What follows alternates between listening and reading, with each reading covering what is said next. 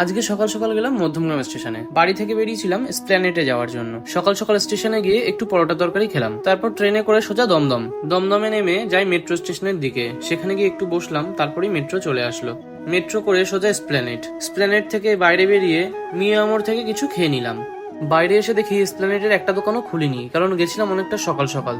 তাই ভাবলাম পাশে স্টেডিয়ামের দিক থেকে একটু ঘুরে আসি। হাঁটা পথে অনেকটাই সময় লাগে এসপ্ল্যানেড থেকে ইডেন গার্ডেন স্টেডিয়াম পর্যন্ত। তারপর স্টেডিয়ামের সামনে এসে পৌঁছাই। সকাল দিয়ে হালকা হালকা বৃষ্টি হচ্ছিল, তাই রাস্তায় বেশি লোকও ছিল না। স্টেডিয়ামের অপর সাইডের ফুটপাতে দেখি দুপাশ থেকে কি সুন্দর গাছ লাগানো, খুবই সুন্দর লাগছিল। ওখানে দাঁড়িয়ে একটু চা খাচ্ছিলাম। যেতে যেতে রাস্তার পাশে একটা ব্যানার দেখি মোহনবাগান সেলিব্রেশন ডে বলে লেখা ছিল। কিছুটা এগোতেই দেখি ক্লাবটা কি সুন্দর সাজিয়েছে আজকে। তো আজকে ভেতরে ঢুকে দেখলাম ক্লাবটাকে।